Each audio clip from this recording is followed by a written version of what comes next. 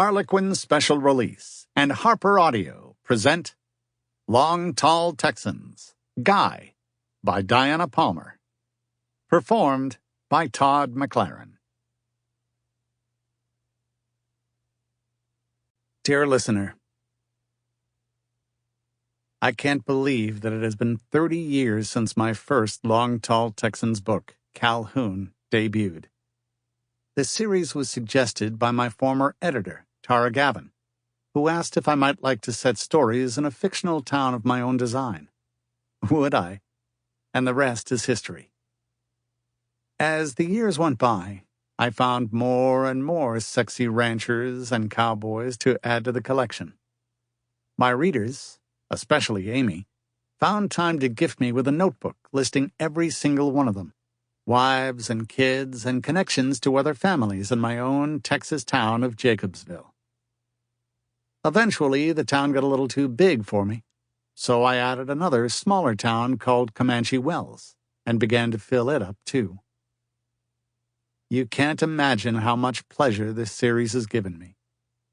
I continue to add to the population of Jacobs County, Texas, and I have no plans to stop.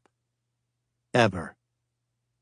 I hope all of you enjoy reading The Long Tall Texans as much as I enjoy writing them. Thank you all for your kindness and loyalty and friendship. I am your biggest fan. Love, Diana Palmer. Chapter 1. It was a cool autumn day, and the feedlot was full. A good many of these steers were already under contract to restaurants and fast food establishments. But in these last weeks before they were shipped north, the cowboys who worked for the Ballinger brothers in Jacobsville, Texas, were pushed to the limit. Guy Fenton hated his job when things were this hectic. He almost hated it enough to go back to flying, but not quite.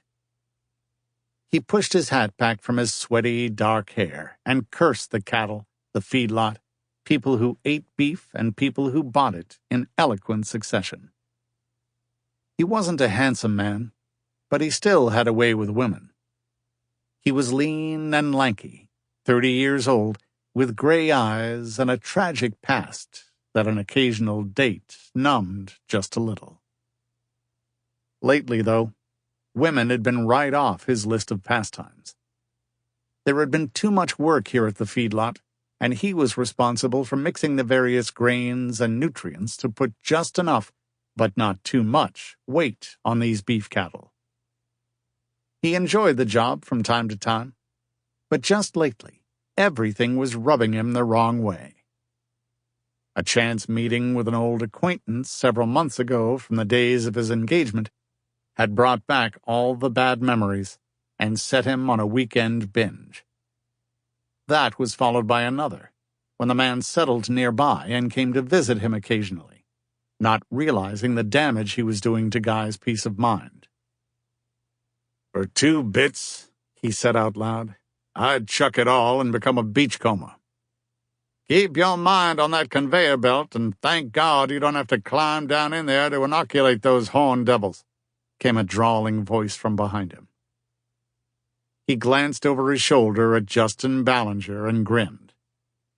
"You don't mean things could get worse around here?" Justin stuck his hands into his pockets and chuckled. "It seems that way from time to time when we get this much extra business. Come over here. I want to talk to you." The big boss rarely came out to talk to the hands, so it was an occasion for curiosity. Guy finished the settings on the conveyor belt that delivered feed to the dozens of stalls before he jumped down lively to stand before one of the 2 owners of the feedlot. "What can I do for you, boss?" he asked pleasantly. "You can stop getting drunk every weekend and train Thompson's place," he replied solemnly, his dark eyes glittering. Guy's high cheekbones went a little ruddy.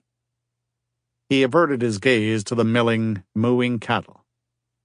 "I didn't realize the gossip got this far."